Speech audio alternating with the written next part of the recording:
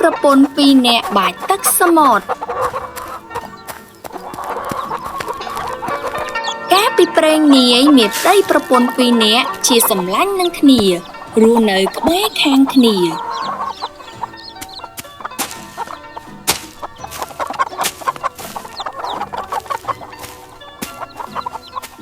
ថ្ងៃមួយគេបានជួបគ្នានិយាយលេងថាចង់បាចទឹកសមុទ្រយកកំណប់ព្រោះអីសំពៅ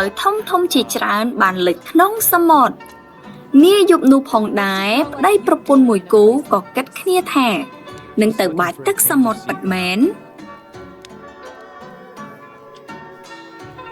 ព្រឹកឡើងភ្លាមពួកគេរៀបចំសម្ភារៈគ្រប់បែបយ៉ាងចាក់ចេញជាមួយរទេះគោសម្ដៅទៅសមុទ្រ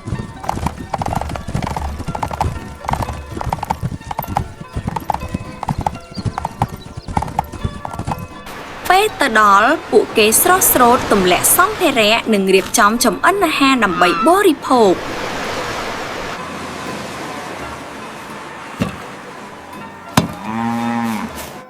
ទាំងប្តី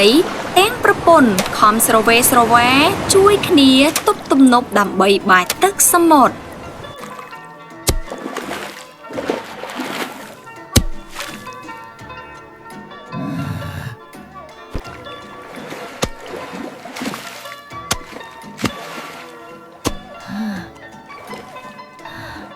មិនយូរប៉ុន្មានគេបានទប់ទំនប់រួចរាល់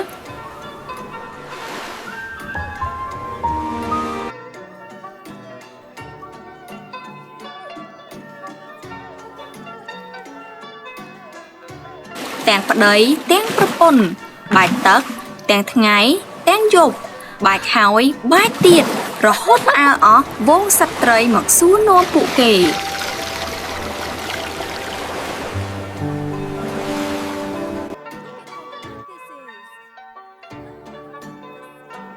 វងត្រីផាត់ភ័យបានយកសាច់រឿងទៅប្រាប់អណ្ដើកជាស្ដេចក្នុងទឹកសមុទ្រ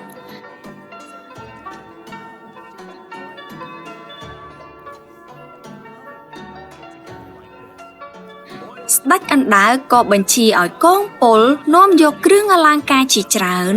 មកឲ្យពីរអ្នកប្តីប្រពន្ធដើម្បីឲ្យពួកគេឈប់បាចទឹកសមុទ្របន្តទៀត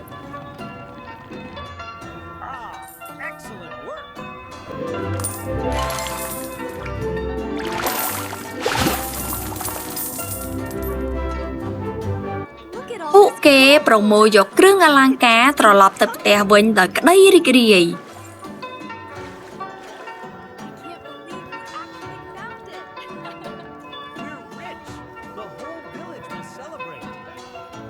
ងាកមកប្តីប្រពន្ធមួយគូទៀតនោះក៏ចាប់ផ្ដើមស្រូតរូរះទៅបាចទឹកសមុទ្រដែរ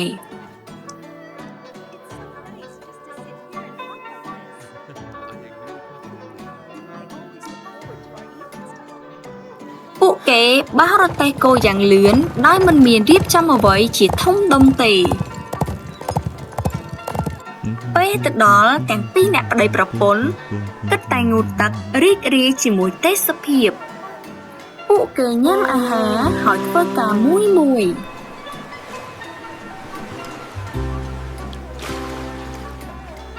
្ដងប្តីម្ដងប្រពន្ធធ្វើមិនបានប៉ុន្មានផងក៏នាំគ្នាឈប់សម្រាក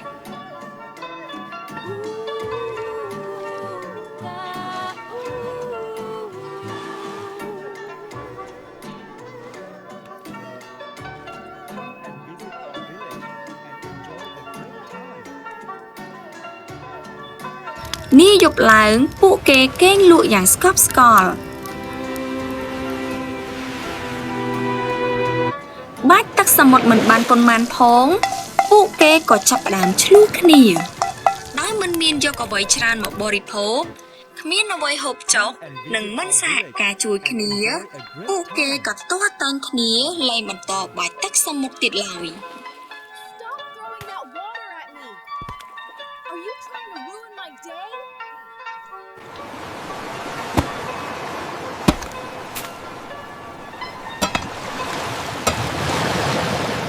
This mess. How could you be so irresponsible? Don't you dare blame this on me.